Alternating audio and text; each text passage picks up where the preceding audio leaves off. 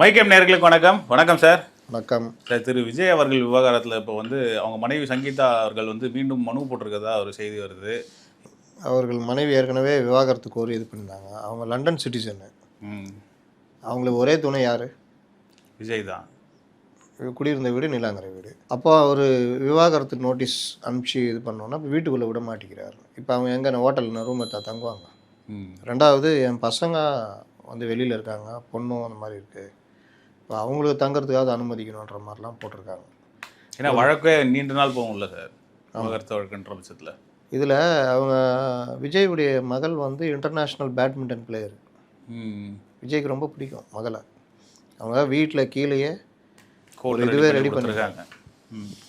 இப்போ இவர்களுடைய பிரச்சனையில் குழந்தைகள் பாதிக்குதுன்றது அதுவும் ஒரு கட்சியுடைய தலைவராக இருப்பவர், நாட்டுக்கே வழிகாட்டுற நிலைமையில் இருக்கிறவர் இப்படி நடத்தணுமா அப்படின்ற ஒரு கேள்வி. ஏன்னா இவர் பனையூரில் இருக்க போகிறாரு, இல்லை இதுக்கு போக போகிறாரு, எங்கே பட்டினப்பாக்கம் போக போகிறாரு. அங்கே ஒரு ஃப்ளாட் இருக்குது. இவங்க இருக்க போகிற வீடு நீலாங்கரை வீடு. அதில் அவங்க இருக்கக்கூட கூடாதுன்ற நினைக்கிற அளவுக்கு ஒருத்தர் மனு போடுற அளவுக்கு இந்த விஷயம் வெளியே வர்ற அளவுக்கு நடந்துக்கிறாருன்னா இவருடைய மனநிலையை மக்களும் குறிப்பாக பெண்கள் எப்படி பார்ப்பாங்க? விவாகரத்து கேட்ட ஒரே காரணத்தாக மனைவியை வீட்டில் கூட தங்க விட மாட்டேங்கிறாரு அப்படின்றது மனைவி பிள்ளைகள்.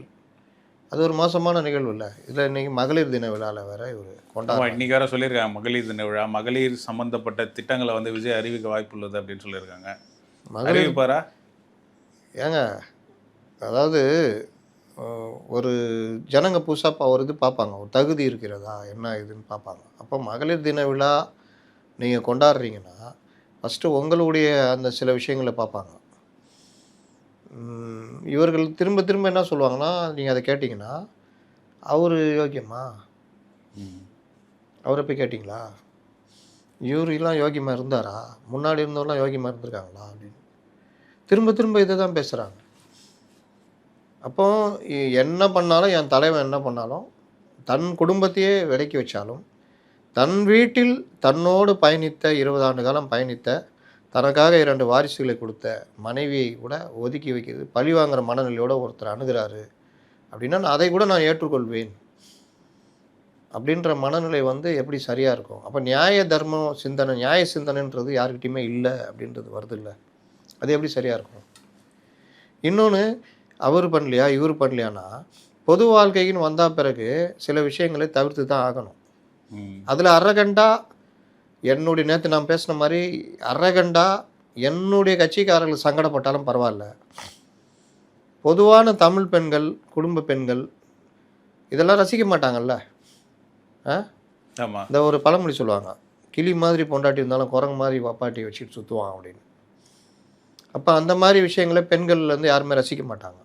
அப்படி அதனால் எனக்கு வாக்குகள் போனாலும் பரவாயில்ல, இல்லை போகிற இடத்துல கேள்வி கேட்குறாங்க, அதுக்கு பதில் சொல்ல முடியாமல் நம்ம கட்சியினரை தடுமாறுவாங்களே, அதை பற்றியெல்லாம் கவலை இல்லை.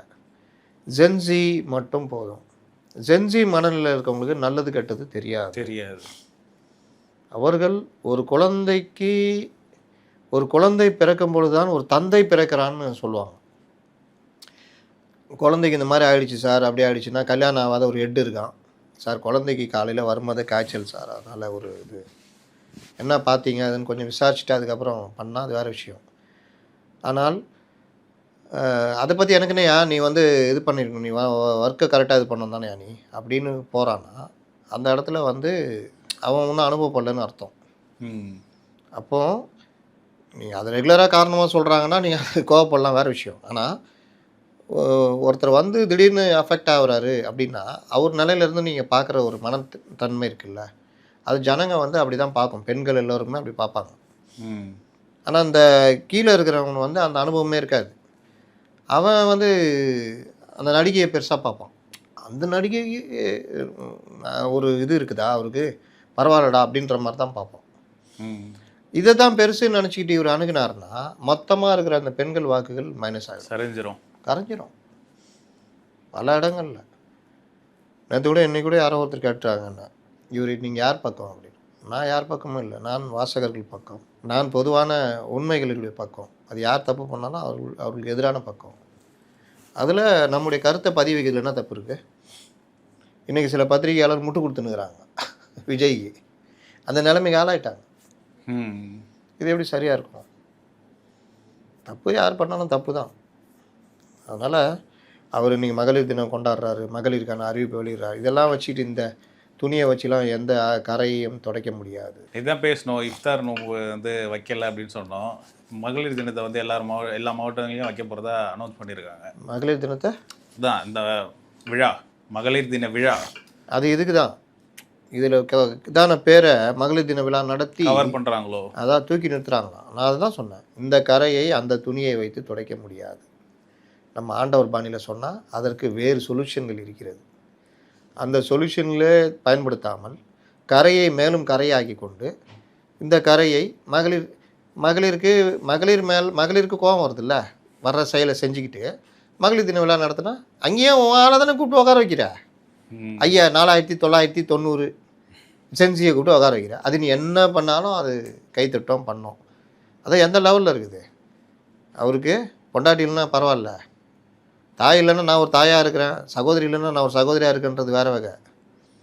இது அதையும் கடந்த ஒரு மாதிரி போகிறது இதெல்லாம் இருக்குல்ல.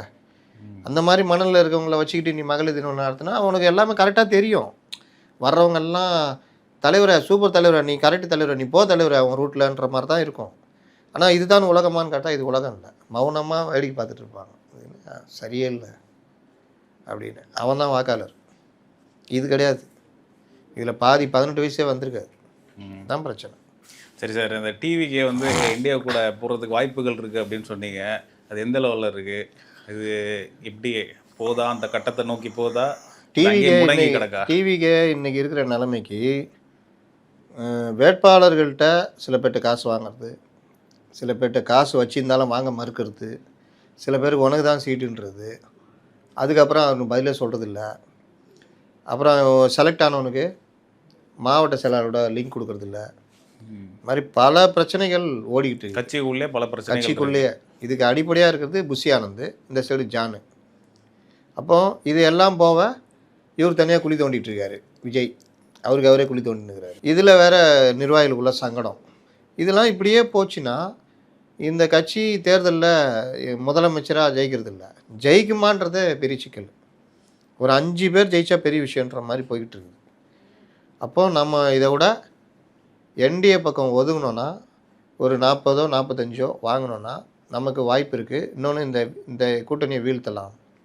காங்கிரஸ் நமக்கு துரோகம் பண்ணிடுச்சு, அப்போ நம்ம அவங்கள அடிக்கணும்னா இந்த வேலையை பண்ணால் நல்லாயிருக்கும். ஏன்னா எப்படியும் ஆட்சியெல்லாம் பிடிக்க மாட்டோம், அதுக்கு ஒரு 40-45 எம்எல்ஏவாவது தேர்த்திக்கலாமே அப்படின்னு ஒவ்வொருத்தருக்குமே சுயநலம் ஒன்று இருக்கும்ல. நின்னா நம்ம ஜெயிக்கலாம். அப்போ அந்த 20% வாக்குகள் வந்து வெற்றி பெறத்துக்கு இல்லை, அந்த வாக்குகளை பிரிக்கிறதுக்கு தானே சார்? ஆமாம், பிரிக்கிறதுக்கு தான். அது பிரித்தாலும் என்டிஏ ஜெயிக்க தான் போகுது. அதுக்கு நீ என்டிஏ கிட்ட போனால் என்டிஏ ஜெயிக்கும்னு அவ்வளோ ஷுவராக சொல்கிறீங்களா சார்? நான் சொல்ல, திமுக எடுத்த அவர்களுடைய சர்வேலேயே திமுகவுடைய வாக்குகளைத்தான் விஜய் பிரிக்கிறார் அப்படின்னு நேற்று ஒரு பத்திரிகையாளர்கிட்ட பேசியிருந்தேன். அவர் சொல்கிறாரு, சார் நான் அவங்களுடைய இதில் பேசியிருந்தேன், அவர்களுக்குள்ளேயே அந்த சர்வே எடுத்ததுலேயே நம்முடைய வாக்குகளை தான் விஜய் அதிகம் பிரிக்கிறாருன்னு அவங்க. அதனால தான் இல்லாததெல்லாம் போட்டு உருட்டிகிட்டு இருக்கிறாங்க அது இதுன்னு. அப்போ அவர் அதிகமாக அந்த வாக்குகளை பிரித்தாருன்னா அவங்க கீழே இறங்கிடுவாங்கல்ல. ஆனால் அவர் தான் காங்கிரஸ் போகிறத தடுத்து நிறுத்திட்டாங்க கடைசி நேரத்தில் சாமர்த்தியத்தனமாக. ஆனால் இது ஒரு நல்ல மூவ் தானே சார்? திமுக சைட்லேருந்து பார்க்குற வர காங்கிரஸ் போகாம நல்ல மூவ். கூட இருக்கிறவனா கவுக்க பார்த்தீங்க, அவன் உஷாராகி எகிற பார்த்தான், மறுபடியும் அவன் காலை பிடிச்சி கெஞ்சி கூத்தாடி கூட வச்சுக்கணும். அது எப்படி ஆனாலும் ஒரு நல்ல மூவ் தானே சார் அது? அதனால என்ன யூஸ்ன்றான். ஏன் இவங்க சைடில் ஜெயிக்கிறதுக்கு ஸ்ட்ராங் ஆகாதா?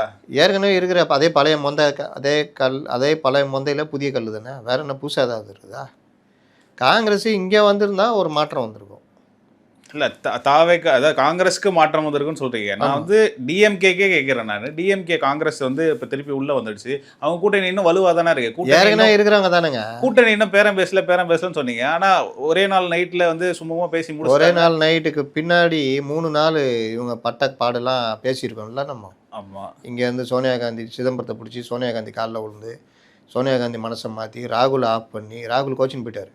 தெரியுமா? ஆனா என்னதான் பேசினாலும் அட் த எண்டு வந்து இவங்க சக்ஸஸ்ஃபுல்லா பண்ணிட்டாங்க தானே. அந்த எண்டு சக்ஸஸ்ஃபுல்லாக பண்ணாலும் இந்த ஒரு வாரம் 10 நாள் 1 மாசமா இவர்களுக்குள்ள நடந்த சண்டை இருக்குல்ல, இதுக்கப்புறம் அது எப்படி ஜெல் ஆகும்? நீங்கள் வந்து அந்த ஒரு முரண் இருக்கும்னு தான் சொல்றீங்களா? அவங்க கீழே ஒட்ட மாட்டாங்கல்ல, கீழே நீ கவுக்குறத தானே முடிவு பண்ணுவாங்க. இவன் அவனை கவுக்கப்ப முடிவு பண்ணுவான், அவன் இவனை கவுக்க முடிவு பண்ணுவான். தொகுதி கொடுக்குறதுலையே வேட்பாளர் போகிறதுலையே இவங்க டாமினேஷன் தானே இப்போ இருக்குது, திமுகவுடைய டாமினேஷன் தானே இருக்குது. நான் தான் முடிவு பண்ணுவேன்றாங்க. ஆனா இந்த சைடு சொன்னீங்க சார், என்டிஏ கூட்டணியை பொறுத்தவரை வந்து எல்லாம் தொகுதியெல்லாம் பிரிச்சுட்டாங்க, சுமூகமா இருக்குன்னு சொன்னீங்க. ஆனா அது பத்தின அறிவிப்புகள் வந்து இன்னும் வெளியாகவே இல்லையே. ஏங்க யாரது அறிவிப்பு வெளியே வந்துருக்குது? இல்ல இப்போ இங்க திமுக சைட்ல இருந்து காங்கிரஸ் பத்தி சொல்லிட்டாங்க, 28 தொகுதி நிக்க போறாங்க. அது அவ்வளோ பெரிய பிரச்சனை ஓடினதுனால இல்லாட்டி வெளியில் போயிடுவாங்க. இன்னொன்று 5ஆம் தேதி வேட்புமனு தாக்கல் அந்த ராஜ்யசபாக்கு. அதனால் அன்னைக்குள்ளே முடிவு பண்ணோன்னு காலைல கையில் விழுந்து 28. ஆனா இங்கே தான் சுமூகமா போயிட்டு இருக்கே சார், ஏன் இங்கேருந்து இன்னும் அஃபீஷியலாக ரிலீஸ் பண்ணல? அஃபிஷியலாக பேசிகிட்டு இருக்கிறாங்க. இப்போ தொகுதி நயினா நாகேந்திரனே சொல்றாரு, பிஜேபிக்கும் ஏடிஎம்கேக்கும் எத்தனை தொகுதி இன்னும் முடிவாகவே இல்லைன்றாங்க. ஆமாம் அப்புறம் எப்படி சுமூகமா போயிட்டு இருக்கு? அங்க உள்ளுக்குள்ளேயே பிரச்சனை. அவர்கள் நாங்கள் கேட்கும் தொகுதியில் தர மறுக்கிறார்கள், நாங்கள் இத்தனை தொகுதியில் கேட்டிருக்கிறோம், அவர்கள் மறுக்கிறார்கள், அப்படியே தான் சொன்னாரா நயினா நாகேந்திரன்? ஆனா அப்படி இல்லைனாலும் ரிலீஸ் பண்ணி அனௌன்ஸ் பண்ணிருக்கணும்ல. இவங்க தான் சீக்கிரம் ஃபாஸ்டா பண்ணிட்டு இருக்காங்கல்ல. திட்டங்கள்லாம் அறிவிச்சிருக்காங்க. இப்போ 2-3 இதெல்லாம் எலெக்ஷன் மேனிஃபெஸ்டோலாம் சொன்னாங்க. சிலிண்டர் அனௌன்ஸ் பண்ணுறோன்னு சொன்னாங்க. இந்த மாதிரி நிறைய விஷயங்கள் சொன்னாங்க. மாதம் 2000 அப்படிலாம் சொன்னாங்க. அப்படின்னும் போது இவங்க கூட சுமூகமாக இருக்குன்ற பட்சத்தில் இவங்களுக்கு இவ்வளோ தான் தொகுதி அப்படின்ட்டு அவங்க அனௌன்ஸ் பண்ணுறதுக்கு ஏன் சார் லேட் பண்ணுறாங்க? தொகுதி எண்ணிக்கையை விட எந்தெந்த தொகுதின்னு முடிவு பண்ணிட்டு இருக்கிறாங்க. 25 தொகுதின்னு முடிவாயிடுச்சு. அதில் எந்தெந்த தொகுதின்னு அதோட சேர்த்தே அறிவிச்சிருவாங்க. அதை முடிவு பண்ணுறது வந்து திரு எடப்பாடியார் அவர்கள் தானே? எடப்பாடி, நயினா நாகேந்திரன், பியூஷ் கோயல், இந்த டீம். அங்கே எதுவும் டாமினேஷன்லாம் இல்லையா சார்? இங்கே திமுகவில் வந்து திமுக டாமினேட் பண்ணுற மாதிரி அங்கே என்டிஏல எதுவும் டாமினேஷன்லாம் இல்லையா சார்? என்டிஏ டாமினேஷன் எப்படி பண்ண முடியும்? இங்கே பெரிய கட்சி அதிமுக தானே. அதிமுக தான் எண்ணிக்கை முடிவு பண்ணுறது, எவ்வளோ கொடுக்குது. அவங்க கேட்பாங்க, போனதில் 90 கேட்டாங்க, 20 தான் கொடுத்தாங்க.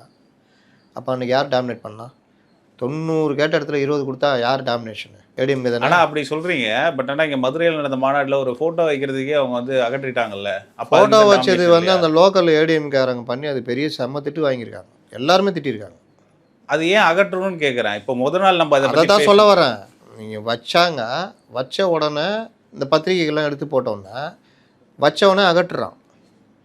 அதுக்கு மேலே இருந்து திட்டிருக்காங்க. ஏன் அகற்றுறீங்க? ஏன் வச்ச, அதுக்கப்புறம் ஏன் அகற்றுன, பிஎம் உட்பட திட்டிருக்காரு. ஏன் இவங்களை கூப்பிட்டு டோஸ் விட்டுருக்காரு. ஏன் அகற்றுன்றது? ஏன் வச்சேன்னு எதுக்கு சார் திட்டணும்? ஏன் வச்சேன்னா நீ தான் வச்சல, அதோடைய அர்த்தம் புரியலையா? ஏன் வைக்கிற, வச்சா அப்புறம் எதுக்கு அகற்றுற? வைக்கிறல்ல, வச்சிட்டல்ல, விட்டுற வேண்டியதானே, எதுக்கு அதை அகற்றுற? அந்த அர்த்தத்தில் ஏன் வச்சிட்ட அப்புறம் எதுக்கு அகற்றுற?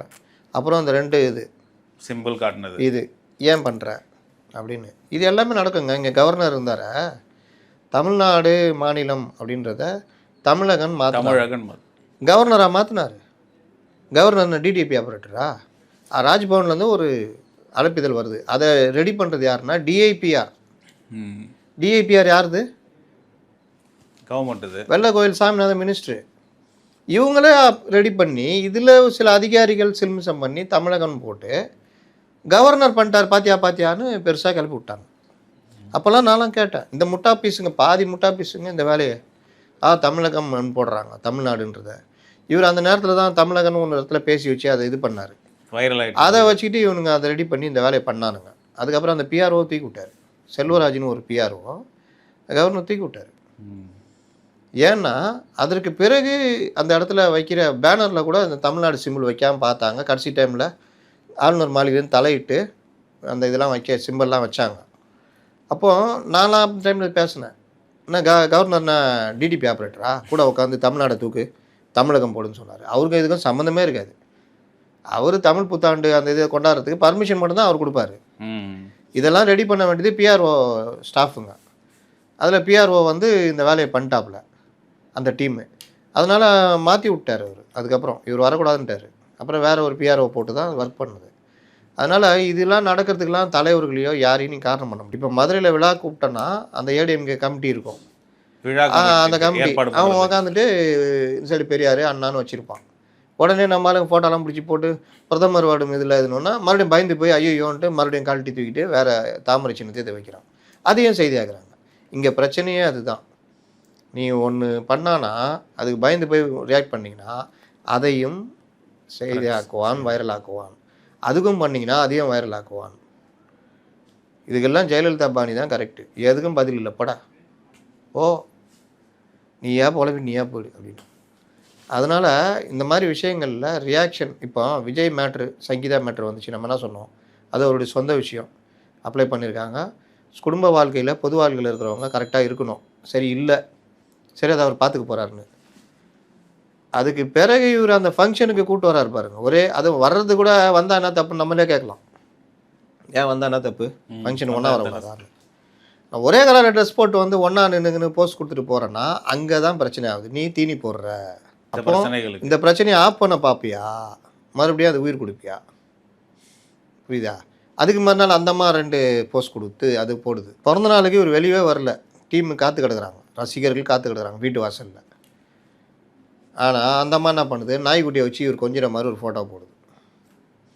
எரியத்தில் என்ன ஊற்றுற மாதிரி இருக்கா இல்லையா? இந்த மாதிரி பல விஷயங்கள் நீங்கள் பார்த்தீங்கன்னா, சும்மா இருக்கிறவங்க கூட அவளை வெறும் வாய் மெல்றியா அந்த அவல் மெல்லு அப்படின்னு போட்டு மெல்ற மாதிரி. அப்போ இந்த மாதிரி விவகாரங்களை கூடிய வரையிலும் பண்ணக்கூடாது. பெரியார் செலவு வச்சுட்டாங்களா, அப்போ இது வச்சுட்டாங்களா, எழுதிட்டியா போடான்ட்டு போயிடணும். மறுபடியும் அதை எடுத்தேன்னா அது ஒரு பிரச்சனை ஆகும். அதான் அவங்களே திட்டிருக்காங்க மேலே இருந்த, எதுக்கு வச்ச எதுக்கு எடுத்த. சரி சார், இங்கே தமிழகத்தை பொறுத்தவரை வந்து திமுக காங்கிரஸ் இடையே கூட்டணி பேச்சுவார்த்தை எல்லாம் சுமூகமாக புரிஞ்சு தொகுதியெல்லாம் பிரிச்சுட்டாங்க. பாண்டிச்சேரி எடுத்துக்கிட்டோன்னா அங்கே தொகுதி பங்கீட்டு வந்து பேச்சுவார்த்தை வந்து போயிட்டுருக்கு. ஜோடங்கர் வந்து தலைமையில் காங்கிரஸ் கட்சி வந்து கூட்டம் போட்டாங்க, இதெல்லாம் பார்த்துக்கிட்டு இருக்கோம். இதில் வந்து அங்கேயும் வந்து ஆட்சியில் வந்து பங்கு கிடையாது அப்படின்ட்டு அழுத்தி சொல்கிறாரு ஜோடங்கர். தமிழகத்தில் எப்படியோ அதே தான் பாண்டிச்சேரிலையும் அப்படின்றாரு. யானை ஏறனா குதிரை குர்றோம். அங்கே நீ ராசானா இங்கே நான் ராஜா. இங்கே நான் 18 சீட்டு, உனக்கு 8 சீட்டு, மீதி 26 8 சீட்டு. ஆமாம், மீதி 4 சீட்டு மற்ற கூட்டணி கட்சிகளுக்கு, கம்யூனிஸ்ட் கட்சிகளுக்கு. அவ்வளோதான், ஸ்டந்தா வா, இங்கே நான் தான் ராசா, பார்த்துக்கலாம்.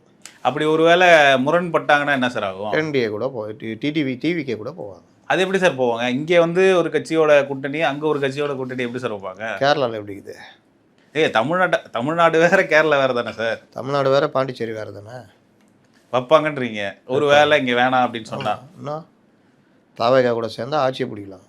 இப்போ அந்த ஒரு வேளை நீங்கள் சொல்கிற மாதிரி பாண்டிச்சேரியில் இந்த மாதிரி டிவிக்கே காங்கிரஸ் கூட்டணி வைக்குதுன்னு வச்சுப்போமே, அதோட ரிசல்ட் அஃபெக்ட் வந்து இங்கே தமிழ்நாடு கூட்டணிக்குள்ளே வராதா? வரும். நீங்கள் டாமினேஷன் பண்ணுறாங்கன்னு சொல்கிறீங்க வேற, வரும். இன்னும் டாமினேஷன் பண்ண மாட்டாங்களா? பண்ணட்டும், நாங்கள் சொன்னோம் நீங்கள் அப்படி பண்ணுறீங்க அப்படின்ட்டு. அதானே வேலையே. அப்படி இருந்தால் தான் நல்லாயிருக்கும், சுவாரஸ்யம் இருக்கும். சுவாரஸ்யம் உனக்கு அடிமையாகவே இருப்பாங்களா? நீ 8 சீட்டு வச்சுக்கிட்டு 8% வைஸ் பார்த்தா ஒன்றுமே இல்லை. அங்கே திமுக வச்சுக்கிட்டு அங்கேயும் நாங்கள் தான் ஜெகத் ரஜகன் தான் முதலமைச்சர்னா அவனை பைத்தியமா காங்கிரஸுக்கு கொடுக்குறதுக்கு? அங்கே தேசிய கட்சிகள் ஆளுகிற மாநிலம் அது. நாராயணசாமி அப்போ எதுக்கு இருக்காரு? பாண்டிச்சேரி நண்டு சாப்பிட்றதுக்காக இருக்காரு. அப்போ அவர்கள் வேலையை அவங்க காமிப்பாங்க. இங்கே இருக்கிற மாதிரி செல்வ பெருந்தகை மாதிரி அங்கே நாராயணசாமி குனிஞ்சு போயிடுவாரா? ஆட்சியை பிடிச்சா அவர் தானே முதலமைச்சர். அப்போ தாவேகா கூட போனால் அவர் லாபம் தானே. புஷி துணை முதல்வர், நான் முதல்வர், ஓடு போ அப்படின்ட்டு. அப்போ அந்த வேலையை அவர்கள் பண்ணுவார்கள். அதுக்கு சோடங்கர் ஆரம்பிச்சிட்டார். சோடங்கர் இவங்களுக்கு இதே மாதிரி தான் இங்கேயும் விதை ஆரம்பித்தார் பேச்சு. ஆனால் நடக்கலையே சார். அங்கே நடக்கும். அங்கே அவங்க தானே டாமினேஷனு. இங்கே நடக்கும்னு சொல்கிறீங்க? நடக்கும். அங்கே அவங்க டாமினேஷன்றதுனால இல்லையா, ஏன் இதுக்கு ஒத்துவா? அப்போ என்ன 15 கொடுப்பாங்களா திமுக 15 சீட்டுன்னு? கொடுத்து நின்று ஜெயிக்கிற அளவுக்கு அங்கே திமுக செல்வாக்கே கிடையாது பாண்டிச்சேரியில். புரியுதா? அப்போ அந்த வேலையே நடக்கும். சரி சார், முதல்வர் அவர்கள் வந்து பால் கொள்முதல் வந்து 3 கோடி லிட்டர்லேருந்து 4 கோடி லிட்டரை உயர்த்த போகிறோன்னு சொல்லியிருக்காங்க. 4.5 லிட்டர் உயர்த்த போகிறோன்னு சொல்லியிருக்காங்க. 4.5 கோடி லிட்டர். ஏன் அதை திடீர் அறிவிப்பு? முதல்ல 3 கோடியே இப்போ கொள்முதல் இருக்கான்னு முதல்ல செக் பண்ணுங்கள். ஏன்னா நான் இது சம்மந்தமாக அந்த பால் விவகாரங்கள், பால் கொள்முதல், இந்த மாதிரி விவகாரங்கள்னு பால் உற்பத்தியாளர் சங்கம் அந்த எஸ்ஏ பொன்னுசாமி அவருக்கே நான் போட்டு கேட்டேன். அவர் சொல்கிறது 2 கோடியே 10 லட்சம் லிட்டரு தான் கொள்முதல் பண்ணுறாங்க, 3 கோடின்னு அவர் சொல்கிறாரு அப்படின்னு. பொதுவாக உள்ளே போய் நம்ம தகவல் எடுத்தால் சரி ரைட்டு 3 கோடின்னு கூட வச்சுக்கோங்க. அதில் ஆவின்னு எவ்வளோ கொள்முதல் பண்ணுது, அது ரொம்ப முக்கியம்ல. 3 கோடி லிட்டரு பால் ஒரு நாளைக்கு உற்பத்தி ஆகுதுன்னா ஆவின் 2 கோடினா இன்றைக்கி இந்தியாவில் டாப் ஆவின் தான். அதில் ஆவின் எவ்வளோ அது சொல்லணும்ல முதல்வர். நீங்கள் உங்களுக்கு சும்மா சொல்லுங்கள். உங்களுக்கு தகவல் கிடைச்சிருக்குல்ல, நீங்களே சொல்லுங்க. நான் எனக்கு தகவல் கட்சி நான் சொல்கிறேன். நீங்கள் சும்மா 2 கோடி லிட்டர் வருமா? 2 கோடி 2 கோடி லிட்டரு. இல்லை கேட்டீங்க. நந்தினி பால் இருக்குல்ல கர்நாடகாவில், ஆமாம், நம்பர் 1 இந்தியாவில் 2வது இடம் அது. அதுவே 1 கோடியே 10 லட்சம் லிட்டரு கொள்முதல் பண்ணுது. இந்தியாவில் 2வது. 1 கோடிக்கும் கம்மியாக தான்றீங்களா? 37 லட்சம் லிட்டரு. 37 லட்சம் லிட்டரு. இப்போ 3 கோடி லட்சம் லிட்டருன்றது கொள்முதல் மொத்த உற்பத்திங்க. அதில் ஆவின் வந்து 37 லட்சம் லிட்டர் மட்டும்தான் கொள்முதல். மற்றதெல்லாம் ஹெரிட்டேஜ் அவன் வாங்கிட்டு போகிறது, விற்கிறது, லூஸில் விற்கிறது, அது இதுன்னு. இப்போ ஷேர் வந்து ஆவின் கம்மியாக. அப்போ ஆவின்னு எந்த லட்சணத்தில் இருக்குது பாருங்கள். இதுக்கு ஒரு அமைச்சர் அவர் சரியாக செயல்படலன்னு தொத்தி விட்டாங்க. மறுபடியும் கனிமொழியை பிடிச்சி மறுபடியும் அதே துறைக்கு அவர் வந்துட்டார். 42 லட்சம் லிட்டர் வரைக்கும் போச்சு ஒரு காலத்தில் ஜெயலலிதா பீரியடில். 1 கோடி லிட்டராக மாத்திர ட்ரை பண்ணாங்க. அதுக்குள்ளேயும் அவங்களுக்கு உடம்பு சரியில்லை போச்சா இதுன்னு. இவங்க அந்த 42 லட்சத்தை இன்றைக்கி ஒரு 70 லட்சம் லிட்டராக மாற்றிருந்தாங்கன்னா சாதனை. உண்மையிலேயே திராவிட மாடல் சாதனைன்னு சொல்லலாம். 42 37 ஆகியிருக்காங்க. 37 கிடையாதுன்றார் இவர். நம்ம எஸ்ஏ பொன்னுசாமி என்ன சொல்கிறாருன்னா, அதுவும் கிடையாதுன்னு 27 லட்சம் லிட்டர் தானேன்றார். இதில் நான் போய் சில இதெல்லாம் எடுத்தேன். கர்நாடகாவில் எவ்வளோ மொத்த பால் உற்பத்தி இருக்குது அப்படின்னு எடுத்தேன். ஏன்னா இந்தியாவில் 2 நிறுவனங்கள் தான் பாலில் பெரிய நிறுவனம் உலக லெவலில். 1 அமுல், 2 நந்தினி. அமுல் வந்து குஜராத்து, நந்தினி கர்நாடகா. ஆவின்னு எங்கேயோ இருக்குது. கர்நாடகாவில் ஒரு நாளைக்கு சராசரி 1.6 crore லிட்டர். அப்போ 160 லட்சம் லிட்டர், இல்லாட்டி 1 கோடியே 60 லட்சம் லிட்டர் உற்பத்தி ஆகுது. அதாவது மார்க்கெட்டபிள் சப்ளை. இதில் வந்து 1 கோடியே 20 லட்சம் மார்க்கெட்டபிள் சப்ளைனா மற்றவங்க அவங்க தனிநபர் உபயோகம் அது இதுன்னு போயிடும். இதில் கர்நாடக கூட்டுறவு அமைப்பான KMF, கர்நாடகா மில்க் ஃபெடரேஷன், தனது நந்தினி பிராண்டு மூலம் இந்தியாவிலேயே 2வது மிகப்பெரிய பால் கூட்டுறவு அமைப்பாக விளங்குகிறது. கொள்முதல் KMF தினமும் 1 கோடி லிட்டருக்கும் அதிகமான பாலை விவசாயிகளிடமிருந்து நேரடியாக கொள்முதல் செய்கிறது. சமீபத்தில் மே 2024 ஒரு நாளில் அதிகபட்சமாக 1 கோடியே 6 லட்சம் லிட்டர் பால் கொள்முதல் செய்து சாதனை படைத்துள்ளது. இதில் 65 லிட்டர் திரவ பாலாகவும் தயிராகவும் கர்நாடகம் மற்றும் அண்டை மாநிலங்களுக்கு சென்னை, ஹைதராபாத், மும்பை உட்பட விநியோகிக்கப்படுது. மீதமுள்ள பால் பவுடர் மற்றும் இனிப்பு விலை மாற்றப்படுகிறது. அப்போ ஆவின் என்ன, குஜராத்தின் ஆண்டு பால் உற்பத்தி 170 லட்சம் டன், 1.70 crore டன். ஒரு நாளைக்கு 4.6 கோடி லிட்டர் சராசரியாக பால் உற்பத்தி. இதுவே 5வது இடம் இந்தியாவில்.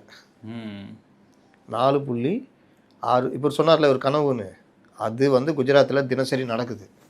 அது இந்தியாவில் 5வது இடம். இந்திய பால் மாநிலங்களில் பால் உற்பத்தி குஜராத் 4வது இடத்துலன்னு சொல்கிறாங்க, ஆனால் 5வது இடம். இதில் குஜராத்தின் பால் புரட்சிக்கு முக்கிய காரணம் அமுல் நிறுவனம் ஆகும்.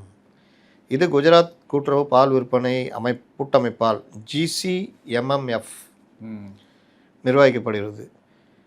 அமுல் நிறுவனம் குஜராத்தில் மட்டும் தினமும் 2.6 கோடி லிட்டர் பாலை விவசாயிகளிடமிருந்து கொள்முதல் செய்கிறது. நம்ம எவ்வளோ பண்ணுறோம்? 37 லட்சம் லிட்டர். 2 கோடி, அது கூட 10 லட்சம் லிட்டர் குறைஞ்சுன்றாங்க. உள்கட்டமைப்பு குஜராத்து 18,000க்கும் மேற்பட்ட கிராமப்புற பால் கூட்டுறவு சங்கங்கள் இருக்குது.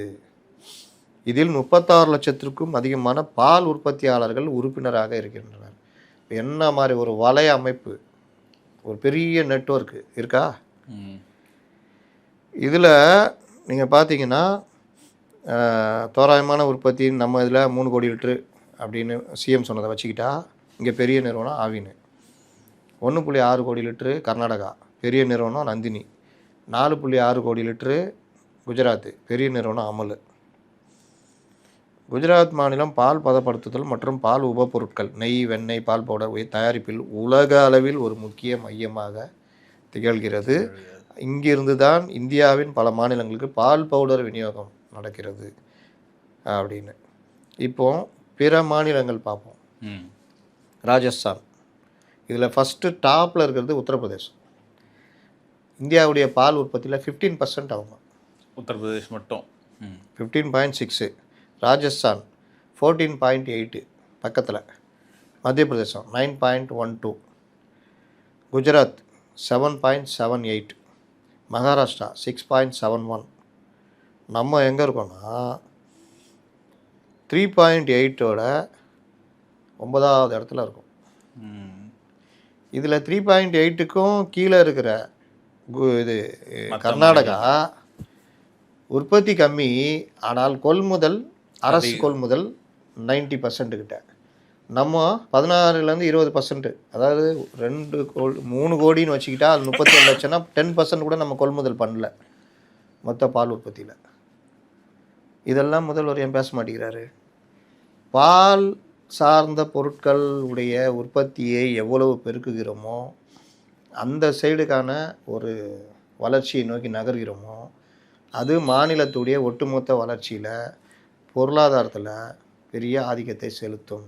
மாற்று பொருளாதாரம். அப்போ என்ன ஆகும்? டாஸ்மார்க்கை மூடலாம். குஜராத்து மதுவிலக்கு மாநிலம். டாஸ்மார்க்கு அங்கே மதுவிலக்குனால வருமானமும் கிடையாது, ஆனால் பால் உற்பத்தியில் டாப்பு, கொள்முதல் டாப்பு, உலக லெவலில் மார்க்கெட் வச்சுக்கிறான். நீ உள்ளூரில் ஒட்டினுக்கிற, உள்ளூர்லேயே நீ வந்து பால் கொள்முதலை நீ பண்ணல. ஆந்திராவிலேருந்து வந்து கொள்முதல் பண்ணிட்டு போகிறான் விவசாயிகள்கிட்ட. இதில் 4 கோடி ஆனான்னா 7 கோடி ஆனான்னு 1.6 கோடியில் 1.1 கோடியை கொள்முதல் பண்ணுறான் நந்தினி. அவன் இந்தியாவில் 2வது இடத்துல இருக்கிறான் பால் உற்பத்தியில். நீங்கள் கொள்முதல்லே 37 லட்சம் தான் லிட்டர் தான் பண்ணுறீங்க. அது கேட்டால் இவர்கள் சொல்கிறது, அரசு சொல்கிறது 37 லட்சம், ஆனால் உண்மையிலே 27 லட்சம் தான்றாங்க. அப்போ ஆவினை கொண்டு போய் நம்ம எங்கே வச்சுருக்கோம்? நம்முடைய பால் பொருட்கள் சார்ந்த பொருளாதாரத்தில் நம்ம என்ன கவனம் செலுத்துகிறோம்? இது ரொம்ப முக்கியம் இல்லை? இன்றைக்கி இதில் நீங்கள் எவ்வளோ தூக்குறீங்களோ இங்கே டாஸ்மார்க்கில் அவ்வளோ குறைக்கலாம். நான் இவங்களுக்கு மட்டும் சொல்லலை, வரப்போகிற அரசு கூட இதில் கவனம் செலுத்தணும். இந்த விவகாரத்தை கையில் எடுக்க வேண்டும்.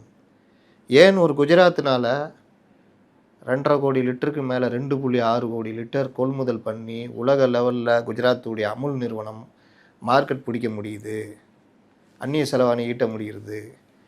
ஏன் நமக்கு பக்கத்தில் இருக்க கர்நாடகா 90% கொள்முதல், நம்மளோட கொள்முதல் இது உற்பத்தி கம்மி, ஆனால் கொள்முதல் அதிகம்.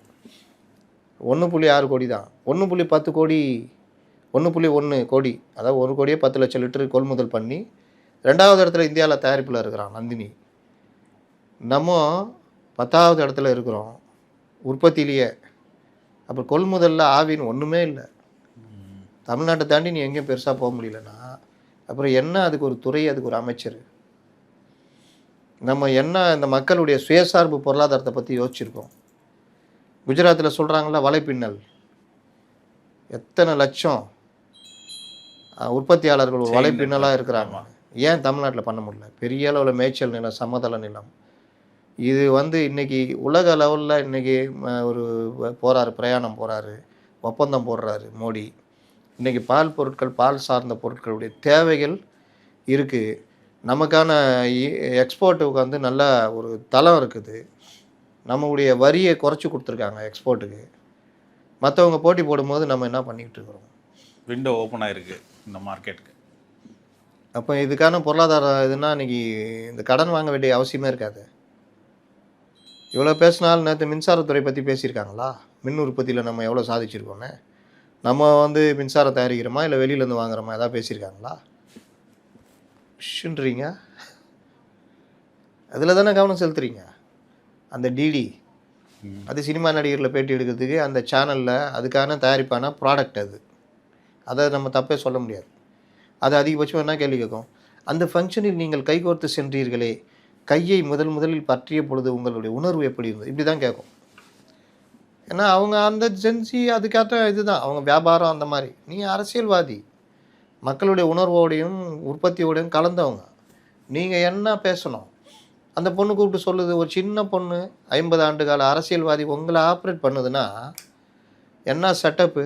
நான் திரும்ப சொல்கிறேன்ல, இவர் ஆப்ரேட் பண்ணுறாங்க, இவர் நடிக்க வைக்கிறாங்கன்னு. அங்கேருந்து அந்த கேள்வி கேட்குது, வைரல் ஆயிடுச்சே சார். உடனே இவர் இருந்துச்சு, அப்படின்னு எல்லா இடத்துலையும் பண்ணிட்டு எல்லாம் கை தட்டிக்கிட்டு இருக்கிறாங்க. காமெடி ஆக்குறாங்கன்னு தெரியல. இது ஒரு காமெடியா இல்லை? எடப்பாடி பண்ணுவாரா அந்த மாதிரி பண்ண சொன்னா? இயல்பாக நம்ம பண்ணுவோமா? சிரிச்சிட்டு வேணால் கம்முன்னு வந்துடுவோம். முதல்ல இந்த இது செய்ய மாட்டோம். ஏன்னா அப்போ காங்கிரஸ் முடிச்சு விட்டீங்களா? அப்படிதானே அர்த்தம். வந்து தொகுதி பங்கீடு அதனால முடிஞ்சிருச்சு. அது இப்படின்னு என்ன அர்த்தம்? முடிச்சிட்டேன். அது ஒரு செய்கை தானே சார். அதை ஏன் காங்கிரஸை முடிச்சிட்டீங்கன்னு எடுக்கக்கூடாது? தொகுதி கம்ப்ளீட் ஆயிடுச்சு, பரபரப்பா போயிட்டு இருந்தது, அது அதோட செய்கை தானே, அப்படிதானே பார்க்கணும். அதை கிட்ட கூப்பிட்டு சொல்லுங்க. அதான் சொல்லியாச்சே பலரும். தொகுதி விட்டோம் பார்த்தியா? முடிச்சு விட்டோம். அதாங்க பேட்டி கொடுங்க. வா, சுமூகமாக முடிஞ்சிச்சு. பலரும் பலதை எதிர்பார்த்தாங்க. இந்த கூட்டணி உடையன்னு எதிர்பார்த்தாங்க. மதசார்பற்ற அணிக்கு எதிராக இந்த சனாதனத்தை வீழ்த்து அதுன்னு பெருசாக கொடுத்துட்டு போங்க. தலைவரை அங்கேருந்து நம்ம ஆளுங்க பார்த்து கேட்பாங்க அப்படின்னு. என்ன இது? இதை தான் சொல்கிறேன். இவரை நடிக்க வைக்கிறாங்க. காக்கி பேண்ட் வெள்ளை சட்டை போட்டு சுற்றுங்க. திடீர்னு ஏன் காக்கி பேண்ட் வெள்ளை சட்டைக்கு மாறினார்? திடீர்னு எதுக்கு கருப்பு சிவப்பு டவல் எப்படி வந்துச்சு? இவ்வளோ நாளாக திமுகவில் கிடையாது அது. திடீர்னு டவல் எரியறதுலாம் எங்கேருந்து வந்துச்சு? ரோட் ஷோ எங்கேருந்து வந்துச்சு? ரோட்டில் இறங்கி நடக்கிறது எங்கேருந்து வந்துச்சு? ஒவ்வொன்றும் எப்படி? செல்ஃபி எங்கேருந்து வந்துச்சு? அப்போ இது எல்லாமே பார்த்தீங்கன்னா தலைவரை இதை பண்ணுங்கள் அதை பண்ணுங்கள். அதில் சரி ரைட்டு பண்ணிட்டீங்க, ரைட்டு நீங்கள் சொல்கிறபடியே நல்லபடியாக முடிஞ்சிச்சுன்னு அதையே மறுபடியும் பண்ண வைக்கிறாங்க. அதை போட்டுட்டு ஷின்னா இந்த அப்படின்னு அப்படியே இதற்காக தான் நான் ஆசைப்பட்டேன் பாலகுமாரில். அது மாதிரி இல்லை, இன்னும் கொஞ்ச நாள் அது கூட பண்ணுவோம். மற்ற கட்சியில் முடிஞ்சோடனே கூப்பிட்டு சார் வைரல் ஆயிடுச்சு சார் அடுத்த கூட்டத்தில், அப்படியா மறுபடியும் அப்படின்னு சொல்லுவாரா? என்னங்க இது? சிஎம்ங்க அவர், 58 ஆண்டு கால அரசியலுக்கு சொந்தக்காரங்க அவர். எவ்வளோ பெரிய தலைவர் அவர். மிசால 1 வருஷம் உள்ளே இருந்தவர், அடி வாங்கினவர். அவரை போய் இந்த மாதிரி ஆக்கிட்டு இருக்கிறீங்கங்க. அந்த வருத்தம் தாங்க நமக்கெல்லாம். அந்த டிக்னிட்டி மெயின்டைன் பண்ணுங்க. இப்போது நம்ம வீட்டில் உக்காந்துருக்கோம், பசங்க எல்லாம் ஆடிக்கிட்டு இருக்கிறோம். என்ன அப்பா வராரு, என்னப்பா தம்பி என்ன பண்ணுறா என்ன பண்ணுறா அதுன்னு கேட்டு போகிறாருன்னா ரைட்டுப்பா பார்த்துக்குப்பா அப்படின்ட்டு போனான்னு அவங்க இல்லை. ஏன்னு வந்துட்டு அவங்க அப்பா இப்படி ஆட்டு போனாருன்னா என்னடா அவங்க அப்பா நைன் அப்படிங்கிறாரு.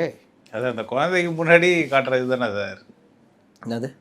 அது அந்த குழந்தைக்கு முன்னாடி அவங்க அப்பா தான். நான் கேட்டது உங்களுக்கு புரியலையா? இப்போ நீங்கள் இருக்கீங்க, ஒரு 5 உங்கள் காலேஜ் ஃப்ரெண்ட்ஸ் இருக்காங்க. உங்கள் அப்பா உள்ளே வர்றாருன்னா என்ன செய்வார்?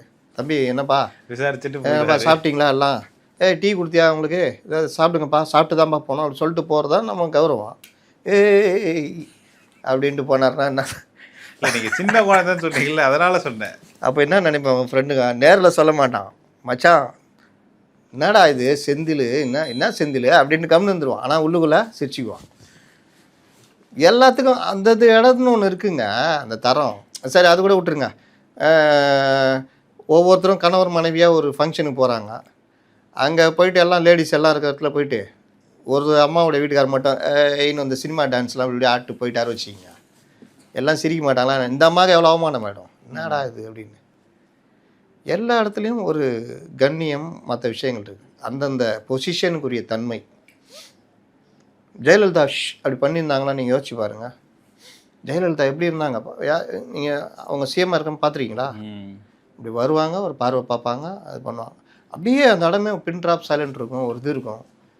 கலைஞர், எம்ஜிஆர் விடுவாங்க அவர் அப்படின்னாருன்னா அப்படி இப்படின்னு வர ஒரு படத்தில் அந்த உலகம் பிறந்தது எனக்காக. அதுக்கு முன்னாடி அப்படி கையை ஒரு மாதிரி பண்ணி அப்படி பண்ணுவார், நல்லாயிருக்கும் அது பார்க்கறதுக்கு. அதை எம்ஜிஆர் சிஎம் ஆனோன்னே அப்படின்னா கிண்டல் பண்ணுவாங்களா மாட்டாங்களா? அது அந்தந்த இடத்துக்கு தான் அது. எம்ஜிஆர் அதனால தான் கேட்குறேன், எம்ஜிஆர் விடவா? எம்ஜிஆர் அவ்வளோ ஸ்டைல் பண்ணியிருக்காரு, அதெல்லாம் பண்ணியிருக்காரு. அதனால் இப்போ இவர் போய் அங்கே போய் ஆடினார். இது இந்த ஆடியோ லான்ச்சில் போய் விஜய் ஆடினார். அது ஆடியோ லான்ச்சு கரெக்டாக இருந்தது. இங்கே மகளிர் தினத்தில் இப்படி ஆடினார்னா எப்படி இருக்கும்? கேலி கிண்டல மாறுமா மாறாதா? இதை தான் வித்தியாசன்றேன். அங்கே ஆடும்போது ஓகேப்பா, அவர் நடிகர், அந்த படம் ஆடியோ லான்ச்சு, அதனால் அந்த மியூசிக் போட்டாங்க, ஆடினார். ஆனால் அப்போ கூட நம்மளாம் கூட என்ன சொன்னோம்? எப்பா என்னப்பா துக்கன்ற அதுன்ற ஒவ்வொரு இடத்துக்கும் துக்கம் மாறிடுமா? அங்கே ஆடியோ லான்ச்சுக்கு போனோன்னே மாறிடுதா? இப்போ இப்தார் கேட்டால் துக்கமா? என்னது அப்படின்னு. சார் கரூரில் 41 பேர். ஓ அதனால துக்கம். அப்போ நடுவில் அந்த கிறிஸ்மஸ்ஸு புத்தாண்டு அந்த ஆடியோ லான்ச்சில் டான்ஸ் ஆடினது அதெல்லாம் நான் துக்கத்துக்கு லீவ் விட்டிங்களா? என்னையா கதை விட்டுனுக்கிறீங்க? இல்லை நடத்துகிறோம், சிம்பிளாக நடத்துகிறோம் அப்படின்னு. அப்போ நோன்பு வைக்க மாட்டாரா? வைப்பார், சிம்பிளாக. ஆனால் வைக்க மாட்டார் அப்படின்னு. அதனால் இது ஒரு விஷயம் வச்சுக்கிங்க. அதனால் அந்த மாதிரிலாம் பண்ணக்கூடாது. CM, chief minister of Tamil Nadu, அவர் வந்து ஒரு 72 வயது, 53 பிறந்தாரா, 73 வயது, அவருடைய ஸ்டேஜ், அவருடைய இது அதெல்லாம் இன்னைக்கு கிண்டலாக ட்ரால் பண்ணுகிறாங்க.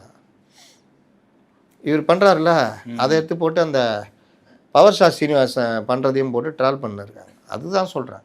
அந்த மாதிரிலாம் ட்ரால் மெட்டீரியலாக மாறாதீங்க. இவங்க அதெல்லாம் காமிக்கவே மாட்டானுங்க. தலைவரை அதை பாருங்கள், அதான் நடக்குது. தலைவரை பண்ணீங்களா, ஐயோ வைரல் ஆச்சு தலைவரை, வேறு லெவல்னு ஒன்று டப்புக்கு நினச்சிக்கிட்டாப்புல எல்லாரையும் பார்த்து நாளைக்கு இதை சொல்லி கொடுத்துருவாங்க. தலைவரை அதை அந்தம்மா தலைவரை வேறு லெவல் வைரல்னோடனே மறுபடியும் ஒரு எந்திரிச்சு அதே மாதிரி பண்ணார்னா எப்படி கரெக்டாக இருக்கும் சொல்லுங்கள்? நீங்கள் சொல்லுவீங்க என்ன இப்போ அதுக்கு ஸ்குனா விசிகா, ஸ்குனா சிபிஎம், ஸ்குனா சிபிஐ, அதுதான் அப்படின்ட்டாருன்னு. அப்போ இவங்க மக்கள் நீதி மையம் இதுவும் அதுக்கு இப்படின்ட்டாரு. அவ்வளோதான். சொன்னால் என்ன சார் தப்பு? நல்லபடியாக பேச்சுவார்த்தை முடிந்ததுன்றதை அவர் இப்படி சொன்னார் அப்படின்னா அப்போ வாய் இல்லையா அவருக்கு? அதனால் நடிகர்கள் வேறு, அரசியல்வாதிகள் வேறு. முதல்வர் பதவி என்பது வேறு. ஒரு கட்சியினுடைய தலைவர், ஒரு நாட்டினுடைய தமிழ்நாட்டினுடைய முதல்வர், அந்த ஒரு டிக்னிட்டி. அதை வந்து ஒரு 25 வயசு பசங்க, 30 வயசு பசங்க ஸ்ட்ராட்டஜி டீம்னு வச்சுக்கிட்டு தலைவரை எப்படி போங்க அப்படி வாங்கன்னு பண்ணுறது, இதெல்லாம் ரசிக்கிறாங்க. விஜயை சுற்றி ஜென்ஜி டீம் இருக்குது, அவங்கள கவர் பண்ணோன்னா இப்படி பண்ணோம் அப்படின்னா. ஒரு தெருவில் போகிறோம், ஒரு பையன் அப்படி போகிறான், டக்குன்னு தலைகீழ கையை ஊனி அப்படி ஒரு ரோல் அடிச்சு அப்படி பண்ணி அப்படி இப்படின்ட்டு போகிறான்னா அந்த தெருவிலே இருக்கிற 2 பொண்ணுங்க மொட்டை மாடல் பார்க்குதுன்னா ரசிக்கும். உடனே இங்கே ஏங்க நீங்கள் எப்படி பண்ணுறீங்க, நீங்கள் இன்னும் இளமையாகிறன்னு காமிக்கணுங்க, அதே மாதிரி நீங்கள் போய் பண்ணுங்கள். அந்த பொண்ணுங்களாம் ரசிக்கிறோம், இவங்க ஒய்ஃப் சொல்லுது வச்சுக்கிங்க. வீட்டில் ஒரு பெரியவர் இருக்கிறாரு, ஒய்ஃப் சொல்லுது, அவர் போய் இப்படி பண்ணிட்டு போகிறாருன்னு வச்சுக்கிங்க. அதுங்க ரசிக்குமா அந்த பொண்ணுங்க? இங்கே பாருடி பெருசு வேலையை என்ன வேலை பண்ணிட்டு பாரு. அதே அந்த பையன் பண்ணான்னா ரசிக்குங்க, நல்லா பண்ணுறான்ல அப்படின்னு. அந்தந்த ஈக்குவல் அது ஸ்டேஜுக்கு அது கரெக்டு. என்னத்த சொல்லி நம்ம இது பண்ணுறது? அதே ஒரு பக்கம் இது, இந்த பக்கம் வந்து இன்னொன்று கல்வியில் வந்து உயர்கல்வியில் 51%, 76% ஸ்கூல் முடித்தவங்க உயர்கல்விக்கு போயிருக்காங்க. திராவிட மாடல் ஆட்சியின் சாதனை. இது யார் சொல்லியிருக்கா? மத்திய அரசுடைய ஆய்வறிக்கை சொல்லிடுது. அப்படி ஒரு ஆய்வறிக்கையே வரல. 2022 நம்ம கடைசியாக வெளியிட்டிருக்காங்க, அதுக்கப்புறம் வெளியிடல. அப்போ ஏன் இந்த மாதிரி ஒரு உருட்டல்? இன்னொன்று, நம்ம உயர்கல்வியிலையும் சரி கல்வி முறையிலும் சரி ஆண்டாண்டு காலமாக நம்பர் 1ல் இருக்கிறோம். தேசிய சராசரி 30%னா நம்ம 50% இருப்போம். இது எப்படி திராவிட மாடல் ஆட்சியின் சாதனைன்னு சொல்ல முடியும்? இது எல்லாரும் காமராஜர் போட்ட விதை, அந்த விதை நான் போட்டதுன்னு வர தேவர்மங்கலில் அந்த விதை நம்ம போட்டோம். அது ஒவ்வொருத்தரும் அது செடி தண்ணி ஊற்றி வளர்த்து நல்லா கொண்டு வந்து நிப்பாட்டிக்கிறாங்க. இதை நீங்கள் 5 வருஷம் வந்துட்டு இதை சொந்தம் கொண்டாட முடியுமா? எப்படி இருக்குது இது? அதனால் இவர்களுக்கு வந்து என்ன பிரச்சனைனா, பிஜேபியை முன்னிறுத்தி நிலவா பண்ணி பார்த்தாங்க, ஒன்றும் பெருசாக செல்ஃப் எடுக்கலை. அதுக்கப்புறம் வேறு என்ன பண்ணுறது? ஆன்டி இன்கம்பன்சி, கட்சிக்கு எதிராக பிரச்சனை, அதை மறைக்கிறதுக்கு இந்த மாதிரி எதையாவது பண்ணி பண்ணுறாங்க. ஆமாம், அதெல்லாம் எடுப்படாது. விஜய்க்கே செல்ஃப் எடுக்கலைன்னா இவருக்கு எப்படி செல்ஃப் எடுக்கும்? அதுதான் இன்றைக்கி பிரச்சனை. விஜய்க்கு செல்ஃப் எடுக்கிறதுனால தான் கூட இருக்கிறவங்க யோசிச்சுன்னுக்கிறான், இப்படியே போனால் அவ்வளோதான், இந்த ஆள் இன்னும் என்னன்னா வம்ப இழுத்து வைப்பானோ, இந்த புஷி முன்னே போனால் கடிக்குது, பின்ன போனால் உதைக்குது, எந்த முடிவும் எடுக்க விட மாட்டேங்குது. இது என்னடா கட்சியா இல்லையா, என்ன பண்ணுறது தெரில, இந்த கூட்டத்துக்கிட்ட வந்து நம்ம மாட்டிக்கிட்டோம் அப்படின்னு இவரெலாம் செங்கோட்டையெல்லாம் என்ன பண்ணுறதுன்னு தெரியல. தேர்தல் நேரத்தில் எப்படி இருக்கணும், பரபரன்னு இருக்கணும். கட்சி ஆஃபீஸ் எப்படி இருக்கும்? இப்போ போங்களேன், அறிவாலயம் போங்களேன், பரபரன்னு இருக்கும். இங்கே போங்களேன், பரபரன்னு இருக்கும். இங்கே போங்களேன், பயங்கன்னு இருக்கும். என்ன क्या எலெக்ஷன் ஆகையா, क्या அரே ஜாவ் எலெக்ஷன்னா அங்கே போ, இங்கே எதுக்கு வர்ற ஓ அப்படின்வோம். யோ இதான் என் கட்சி ஆஃபீஸ்ன்னு சொன்னாங்க, ஜாரே அப்படின்றோம். இதுதான் இன்றைக்கி நிலமை. இதை காப்பாற்றணும்னா நம்ம எதாவது பண்ணுவோம், நம்ம என்டிஏல எதாவது சேருவோமான்னு எல்லாருடைய கனவாகவும் இருக்குது, எதிர்பார்ப்பாகவும் இருக்குது. ஆனால் போனுக்கு யார் மணி கட்டுறது? இதுதான் இன்றைக்கி பிரச்சனை. சரி சார், ஆளுநர் வந்து திடீர் மாற்றம் ரொட்டீனாக நடக்கிறது தான். அது ஏன் எலெக்ஷனுக்கு முன்னாடி எலெக்ஷனுக்கு அப்புறம் கூட நடந்திருக்கலாம்? அதே எலெக்ஷனுக்கு அப்புறம் நடக்கணும், எலெக்ஷன் மேலே நடக்கூடாதா? இல்லை கேட்குறேன். இல்லை நானும் சொல்கிறேன். இல்லை அதான் ஒரு பெரிய விஷயம் வருது இல்லை, அதுக்கு ஏன் அதான் ஒரு பெரிய விஷயம் வருதுல்ல, அதுக்கு முன்னாடி மாற்றினா தப்பு இல்லை? தப்பு இல்லை, கேட்குறேன். தப்பு இல்லைன்னா நானும் சொல்கிறேன் மாத்திரம் அப்படின்ட்டு. அதான் தப்பு இல்லைன்னா மாற்றினா என்ன ஆகுது? வெஸ்ட் பெங்காலில் அந்த கவர்னரு ஏதோ கை கோத்துட்ருக்காரு, அதை ஏதோ கண்டுபிடிச்சிட்டு இருக்கிறாங்க. ஏன்னா ஏற்கனவே அங்கே எஸ்ஏஆர் பிரச்சனை ஓடிட்டுருக்குது, பெங்கால்லேருந்து நேராக வருவான் ஓட்டு போடுவான்றதெல்லாம். அதனால் அது கவர்னரும் ஒத்துழைச்சாருன்னா அப்போ சட்டம் ஒழுங்கு யார் தான் கண்காணிக்கிறது? அதனால் மாற்றிட்டாங்க. அதனால் ராஜினாமா பண்ணு ராசான்னு சொல்லிட்டு அதுக்கேற்ற ஆள் யார்? ஐபியிலேருந்து எல்லா உளவு அமைப்புகளுடைய தலைவராக இருந்தவர், இப்போவும் அவர் தான் ஆலோசனை சொல்லிட்டு இருக்காரு. அவரை போட்டால் கரெக்டாக இருக்கும். தீதிக்கு தீதி தேரா தேவர் தீவா. இதுக்காக தான் மாத்துறாங்கன்னா அப்புறம் மாத்தினா என்னன்னு கேட்குறீங்க? ஆமாம், இதுக்காக தீதி தேரா தேவர் தீவானான்னு தீதிக்கு ஏற்ற ஆளாக போட்டுக்கிறாங்க. ஏன்னா அங்கே விட்டால் பிஜேபி ஆட்சிக்கு ஒரு லெவலில் இருக்குது, புரியுதா? 40, 44, 48 இந்த 4 எப்போனா மாறும்ல. தீதி தான் நல்ல பேர் வாங்கி வச்சுக்கிறாங்க. நான் தீதி சீன்லாம் போடுவாங்க தெரியுமா? எலெக்ஷன் டைமில் பொத்துன்னு தடிக்கு விழுந்துருவாங்க, மண்டையில் அடி இவ்வளோ இப்படி கட்டு போட்டுக்குவாங்க. அதான் இப்போ கேட்குறாங்க, தீதி தடிக்கு விடலையா இந்த தடவை அப்படின்னு. எஸ்ஐஆருக்கு எதிராக கோர்ட்டுக்கெலாம் போனாங்கல்ல, என்னாச்சு? ஸோ கையா ஏ ஜஹான் ஆயிடுச்சு. அங்கே கேட்டாங்க என்ன விஷயம் பண்ணுறாங்க, அந்த மாதிரி அட்ரஸ்லாம் இது பண்ணுறாங்க. ஏன்பா என்னப்பா இங்கே வாப்பா, என்னப்பா பிரச்சனை? அட்ரஸ்லாம் இது பண்ண மாட்டேங்கிறாம கரெக்டாக பார்த்து இது பண்ணிட்டு அப்புறம் தீதி கோட் சூட்லாம் போட்டு வந்துக்கிறீங்க, வக்கீலா நீங்கள்? சரி போயிட்டு வாங்க, அவ்வளோதான் முடிஞ்சிச்சு. உச்சநீதிமன்றமே அமுச்சு விட்டுச்சு. அதனால் எஸ்ஏன்றது ஒரு நடைமுறை. தீதி தான் கடைசியாக ட்ரை பண்ணி பார்த்தாங்க. இங்கே ஒருத்தர் இருக்கிறார்ல பிரதர், ப்ரோ ட்ரை பண்ணி பார்த்தாரு, இட்ஸ் வெரி ராங் ப்ரோ ஆயிடுச்சு. அவருக்கே தெரிஞ்சு போச்சு. அதனால் அது கையிலே எடுக்கலை. எஸ்ஐஆர் என்ன சொன்னாங்க, எஸ்ஐஆர் நம்ம ஆயுதம் எதிர்கட்சிகள் அதுன்னு விட்டார் ப்ரோ. ஏன்னா அந்த ப்ரோவே விட்டார், அதனால் இந்த ப்ரோவும் விட்டார். இப்போ தீதி அதனால் கவர்னர் அங்கே மாற்றிருக்காங்க. இங்கே கேரளா கவர்னரை கூடுதலாக போட்டிருக்காங்க. ஆட்சி மாற்றம் ஏதாவது வந்துச்சுன்னா அதுக்கேற்ற கவர்னரு, ஆட்சி மாறாமல் இருந்துச்சுன்னா அதுக்கேற்ற கவர்னரு, அப்படி ஏதாவது போடுவோம். மீண்டும் ஒரு நாட்கள் சந்திப்போம். நன்றி சார்.